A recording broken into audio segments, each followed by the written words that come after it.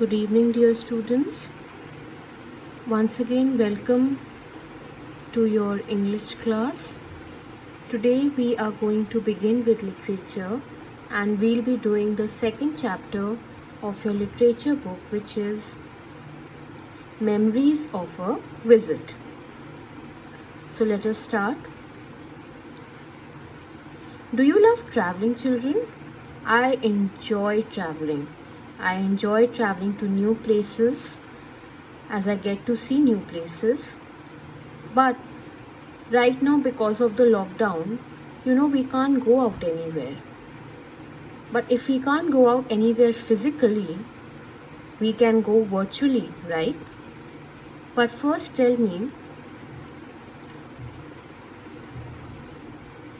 can you recognize these iconic structures? It is the Statue of Liberty, Big Ben, Leaning Tower of Pisa, and Sydney Opera House. Where is this iconic structure located? The picture which is here, the first one on the left.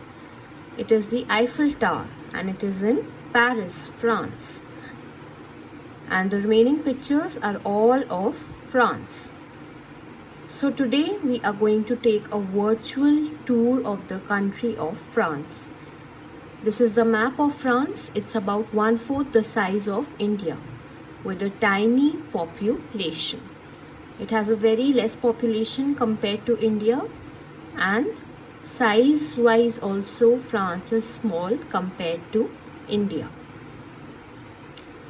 Now in today's chapter, Memories of a Visit, it is the story where the writer is visiting France for the first time to meet her cousin Supriya. So let us see what is the story based upon.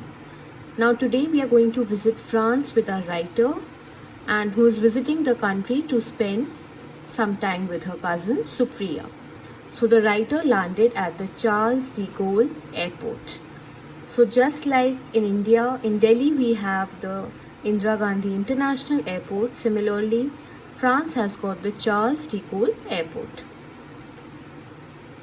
After landing at the airport, the writer met her cousin. They sat in a taxi and headed towards her cousin's house. And the writer saw that France is not crowded. There are some cities which have got factories, but they are a bit crowded. But the country has almost everything that people need for a comfortable and happy life. So the country provides everything that people need on a day-to-day basis to lead a comfortable and a happy life. And it is not very crowded. Only some areas which have got factories are crowded. The writer also saw the French Alps. They are beautiful snow-capped mountains that people love to visit. And here there are rivers and plains which have luscious grass for grazing animals. So not only does France have beautiful snow-capped mountains, but it has also got some luscious green grass where the animals can be seen grazing. Like here you can look at these pictures.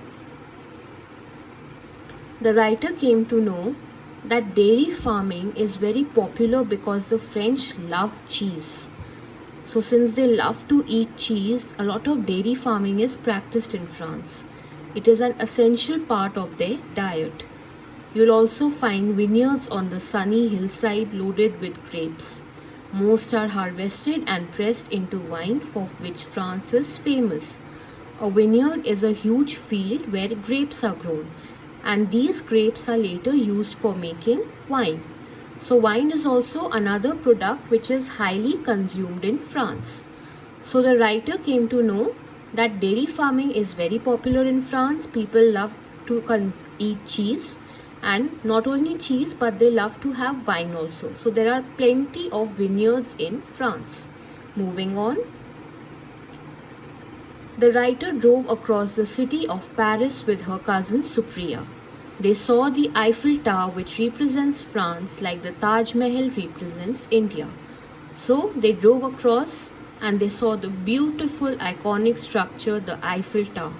Just like India has Taj Mahal, similarly Paris has got the Eiffel Tower. Paris is a beautiful old city. The white stone buildings gleam in the sun. People love outdoors, the parks and gardens. So not only the Eiffel Tower, but Paris has also got some beautiful white stone buildings which shine, which gleam when it is sunny, and that make it look extremely beautiful. And the people, they love to stay outdoors, they love to go out in the outdoors, in the parks, in the gardens. You can see the pictures of the gardens, they are looking so beautiful, so lovely. The people of Paris are proud of this city, they keep it clean. They love outdoors. You will see rows of trees and flowers everywhere. Some parks have ponds where children sail toy boats. So the people of Paris who are living there, they love their city. And hence, as you can see, they keep their city very neat and clean. They don't throw any garbage, anything on the road. And you can see that there are plenty of trees which have been grown in a line. And there are some ponds also, some gardens also, and the children, they love sailing their toy boats in those ponds. So these are all the things that the writer witnessed or came across, saw during her stay in Paris. The writer could also see the beautiful city of Paris from the window of Supriya's flat. So when she was staying in her cousin's flat, through the window she could see the city outside. She saw the Seine river that winds through Paris like a wet grey ribbon. It flows through the city of Paris and it looks so beautiful, as if it's like a grey ribbon which is flowing through the city. The writer also noticed the pavement cafes where people sat at the little tables, eating, drinking and talking.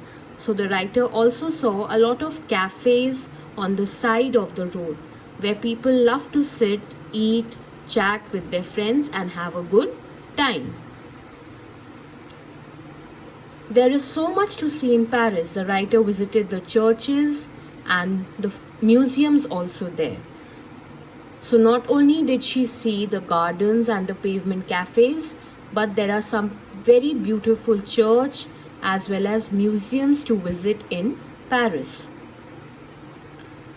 After a month in Paris, she visited the Normandy and Brittany. So the writer stayed for a month in Paris.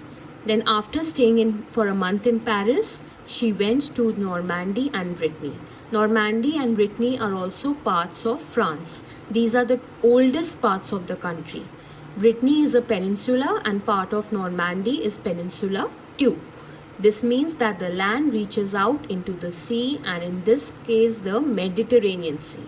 So Brittany and Normandy are the oldest parts of France, and both are a peninsula, means a piece of land that is surrounded by water on all four sides. Here in Brittany and Normandy, while the writer was staying, she noticed that people mostly are farmers and fishermen. So majority of people's occupation is either farming or fishing, and they were quite old-fashioned. They did not like to try new things, unlike the rest of the France where the people are very modern. No, here in Normandy and Brittany, the people were mostly farmers and fishermen, and they liked to live the life in the old style way. They did not like trying new things. The writer also visited a small museum in Normandy and Brittany, and here she saw that this museum was based on the World War II. There were dummies of guns and bombs that had been used during the World War, that had actually destroyed the country. And there were lots of pictures also. So she went to a museum and got to know some new information. Fortunately, now the seacoast and countryside were peaceful, which the writer enjoyed. But now Normandy and Brittany are peaceful and beautiful. The war had taken place many years back, which had destroyed this place, but now everything is calm and peaceful. The writer enjoyed the 2 months holiday in France, cherishing every moment. So the writer stayed in France for 2 months, 1 month in Paris and another 1 month in Normandy and Brittany. So this was the end of the lesson. As you all must have seen, students, that we came across some new words like luscious, harvested, gleam, pavement, peninsula, thundered and exploded. The meanings of these words have been given here. Please read all the meanings. You will be able to understand. For example, luscious means tasty. Harvested, to pick and collect crops. Gleam means shining brightly. Pavement, a hard surface on one or both sides of the road. Peninsula, like I already told you, a piece of land surrounded by water. Thundered, a crashing or a booming sound, means a very large, a very huge sound. Exploded, to break up into pieces violently. Alright, so these are the word meanings. Now here is your question answers, your exercise, which you are going to be doing in your literature copies. So there are 3 parts here, A, B and C, like you can see. Part A is your reference to context. A statement has been given to you and there are 3 questions to it, 1, 2, 3, which you have to answer. Similarly, part B is mark the statements as true for true and F for false. You have to do all these. And C is your long answer questions. There are 5 here. It says answer these questions. These also, all 5 you have to do. For example, the first one, RTC, I have just shown as an example how you have to do. You have to write the statement, then the questions and the answers. So here my RTC is, that's why tourists love to visit this city. Who said this and to whom? The answer for this is, Supriya spoke the above line to the writer, who was visiting France for the first time. So Supriya here is the writer's cousin, and she spoke these lines to the writer when they were in the taxi going to her flat. Where was the speaker when this was said? The speaker was in the taxi with Supriya headed to her flat, like I already told you right now. And why do tourists love to visit this city? Give 3 reasons. Tourists love visiting Paris because it is neat, clean, the outdoors is beautiful, and there are several beautiful white stone buildings, like we just now read. Alright, so this was part A, which I have shown as an example. B and C also you have to do.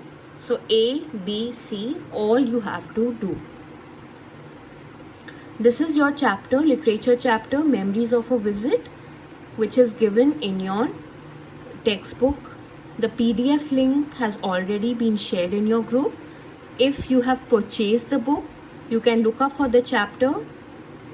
You'll find chapter number 2, Memories of a Visit. Please read the chapter a couple of times. Only then you will be able to understand. And keep a dictionary also with you while you are reading the chapter, so that whenever you come across any new or difficult word, you can look up for the meaning in the dictionary. A box here gives the meanings, but only a few word meanings have been given. You might come across more new words, so please keep a dictionary while you are reading the chapter. Once you have read the chapter, then start with your question and answers. Like I have already shown you one example how you are supposed to do.